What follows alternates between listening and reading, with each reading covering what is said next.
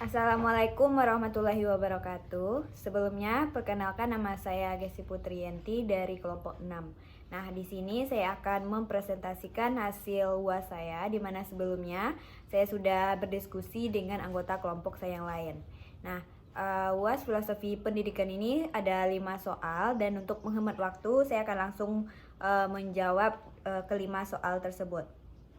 Nah, soal yang pertama itu mengenai tuliskan komitmen diri dengan menggunakan model lingkaran emas atau golden circle tentang mengapa, bagaimana, dan apa dari mata kuliah Filosofi Pendidikan Nasional.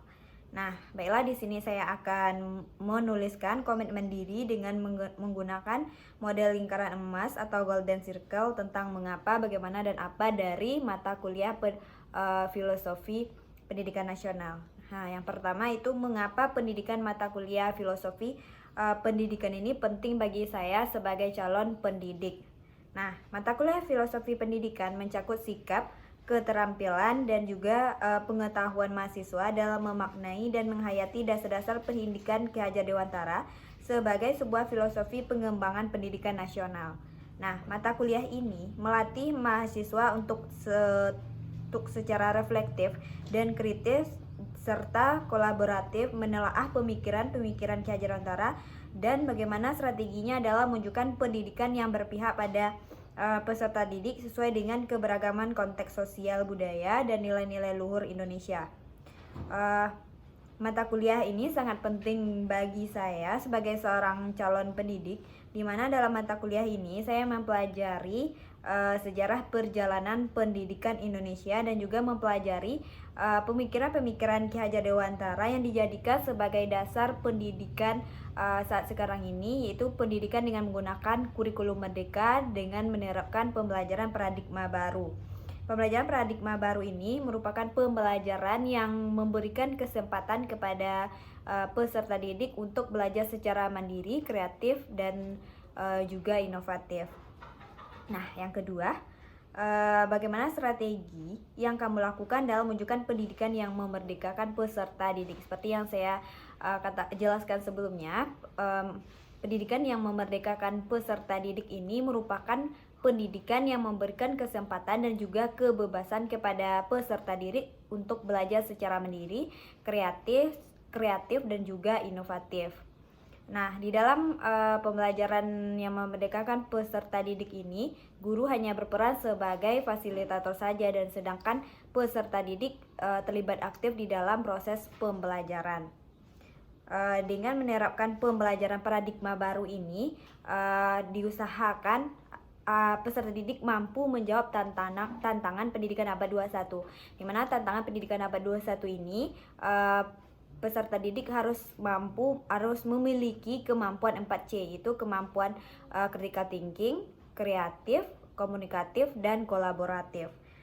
Dalam menerapkan pembelajaran paradigma baru, tentu kita harus merancang perencanaan pembelajaran asesmen yang efektif serta memerdekakan peserta didik. Nah, yang ketiga itu apa komitmen atau kontribusi kamu ke depannya mengenai pendidikan nasional Indonesia. Nah, kontribusi atau sumbangsi saya mengenai pendidikan Indonesia ke depannya, yang pertama yaitu merancang perencanaan pembelajaran asesmen yang efektif dengan memanfaatkan teknologi, karena peserta didik akan bersemangat atau antusias jika menerapkan pembelajaran yang disukai atau yang disenanginya. Yang kedua itu menerapkan pembelajaran yang berpihak pada peserta didik. Yang ketiga itu menerapkan pembelajaran dengan menggunakan metode, model, dan media pembelajaran yang kreatif, inovatif, dan berbasis teknologi. Yang keempat itu menciptakan suasana kelas yang aman, nyaman, dan berpihak pada ekosistem pembelajaran. Yang terakhir itu menerapkan pembelajaran berdiferensiasi. Nah, pembelajaran berdiferensiasi ini merupakan pembelajaran yang mampu mengakomodir dan juga memfasilitasi semua kebutuhan dan juga karakteristik peserta didik. Nah, soal yang kedua yaitu tuliskan sosok Ki Hajar Dewantara bagi Bapak Ibu guru dalam pembentukan jati diri sebagai seorang pendidik. Nah, Ki Hajar Dewantara ini merupakan Bapak Pendidikan Nasional Indonesia. Nah, Ki Hajar Dewantara merupakan salah satu tokoh pergerakan kemerdekaan Indonesia. Ki Hajar Dewantara bernama asli Suwardi Suryoningrat, lahir di Yogyakarta pada tanggal 2 Mei 1889, merupakan seorang anak bangsawan putra keempat dari pasangan Suryoningrat dan putra dari Permaisuri Sri Paku Alam III. Nah, menurut Ki Hajar Dewantara, pendidikan itu memberikan dorongan terhadap perkembangan peserta didik, yakni pendidikan mengajarkan untuk mencapai suatu perubahan dan bermanfaat di lingkungan masyarakat. Dalam hal ini, siswa diharapkan mampu memberikan manfaat untuk lingkungan keluarga, lingkungan tempat tinggal, ataupun untuk masyarakat luas. Selain itu, dengan pendidikan juga diharapkan memberikan peningkatan rasa percaya diri, pengembangan potensi yang ada di dalam diri, karena selama ini pendidikan hanya dianggap sebagai sarana untuk mengembangkan aspek kecerdasan, namun tidak diimbangi dengan kecerdasan dalam bentuk sikap dan juga keterampilan peserta didik. Nah, menurut Ki Hajar Dewantara, mendidik dan mengajar adalah proses memanusiakan manusia, sehingga harus memerdekakan manusia dan segala aspek kehidupan, baik secara fisik, mental, jasmani, rohani. Nah, dasar pemikiran Ki Hajar Dewantara yang memerdekakan peserta didik dipakai sebagai dasar pendidikan nasional saat ini, yaitu dengan pendidikan yang menerapkan kurikulum merdeka dalam pembelajaran paradigma baru yang berlandaskan profil pelajar Pancasila. Nah, soal yang ketiga, tuliskan penerapan dasar-dasar pendidikan Ki Hajar Dewantara dalam wujud aksi nyata di lingkungan sekolah. Nah, konsep dasar pemikiran Ki Hajar Dewantara salah satunya itu adalah kodrat alam dan juga kemerdekaan. Kodrat alam merupakan suatu batas perkembangan potensi kodrat anak dan perkembangan kepribadian. Ki Hajar Dewantara menuliskan bahwa manusia sebagai makhluk adalah salah satu dengan kodrat alam ini. Manusia tidak dapat terlepas dari kodratnya, tetapi dapat mengalami kebahagiaan apabila manusia dapat menyatukan diri dengan kodrat alam, di dalamnya terkandung kemajuan. Nah, sedangkan kemerdekaan mengandung arti kebebasan untuk mengatur dirinya sendiri dengan syarat tertib, damai, dan bermasyarakat. Nah, maksudnya di sini peserta didik diberi kesempatan dan juga kebebasan dalam belajar secara mandiri dan juga kreatif dan juga inovatif. Nah, dalam menerapkan dasar-dasar pendidikan Ki Hajar Dewantara di sekolah dapat dilakukan dengan cara yang pertama itu menerapkan pembelajaran yang memerdekakan peserta didik dengan memanfaatkan teknologi, karena peserta didik akan bersemangat dan juga antusias dalam menerapkan pembelajaran yang disukai atau yang disenangi oleh peserta didik. Nah, yang kedua itu menerapkan pembelajaran berdiferensiasi. Nah, pembelajaran berdiferensiasi ini merupakan pembelajaran yang mampu mengakomodir dan juga memfasilitasi kebutuhan dan juga karakteristik semua peserta didik di dalam kelas tersebut gitu. Yang ketiga itu menjalankan proses pendidikan yang di dalamnya terdapat nilai-nilai yang bermanfaat bagi peserta didik sebagai anggota masyarakat, sebagai generasi penerus bangsa, dan mengamalkannya dalam kehidupan sehari-hari sesuai dengan profil pelajar Pancasila. Yang terakhir itu menciptakan suasana kelas yang nyaman, aman, dan berpihak pada ekosistem pembelajaran.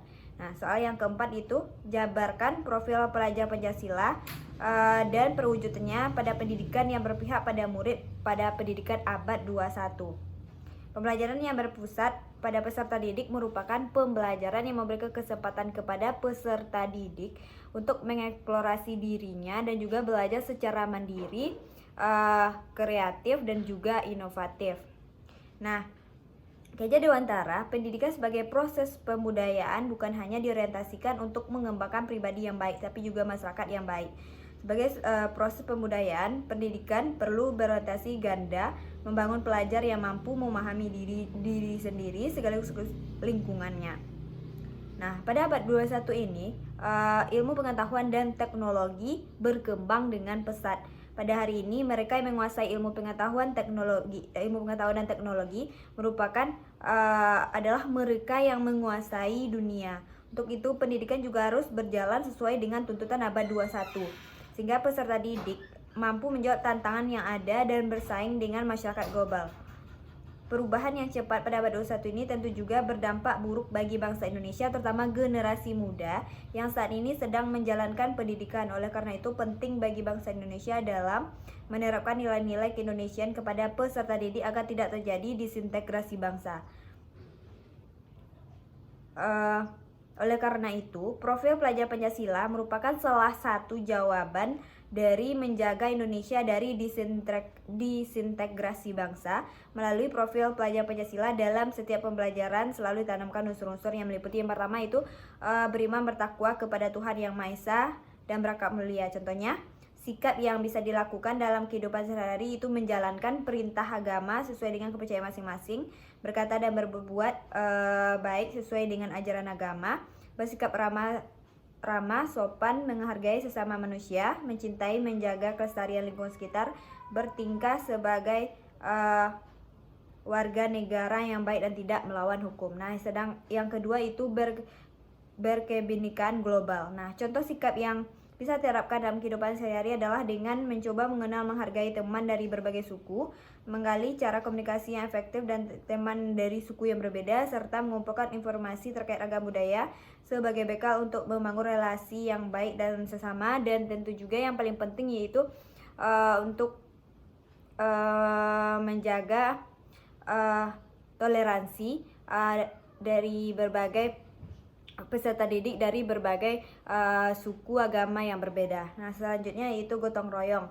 Contohnya yaitu peserta didik bekerja sama misalnya dalam membersihkan kelas pada Jumat bersih.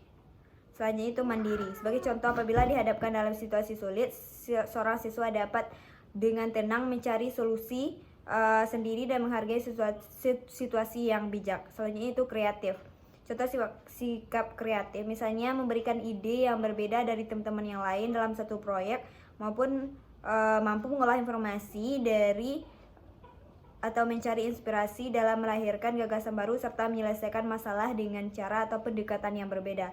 Sedangkan selanjutnya itu bernalar kritis. Contoh peserta didik itu bernalar kritis, yaitu peserta didik yang mampu memberikan argumentasinya mengenai sesuatu hal dari sudut pandang yang berbeda, kritis, kreatif dan inovatif. Nah, selain itu tantangan pendidikan abad 21 itu peserta didik harus memiliki kemampuan 4C, itu kreatif, critical thinking, kreatif, komunikatif, dan juga kolaboratif. Dengan menerapkan pembelajaran paradigma baru, diharapkan peserta didik dapat menjawab tantangan pendidikan pada abad 21.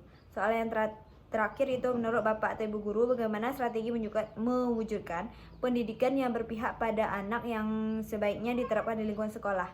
Nah, pendidikan yang berpihak pada peserta didik merupakan pendidikan yang memberikan kesempatan dan kebebasan kepada semua peserta didik untuk belajar secara mandiri, kreatif, dan juga inovatif. Pendidikan yang berpihak pada peserta didik dapat diterapkan dengan melaksanakan pembelajaran paradigma baru yang berlandaskan profil pelajar Pancasila. Dalam pembelajaran paradigma baru, guru hanya berperan sebagai fasilitator saja, sedangkan peserta didik harus terlibat aktif di dalam pembelajaran, sehingga dengan menerapkan pembelajaran paradigma baru ini, peserta didik mampu menjawab tantangan pendidikan pada abad 21.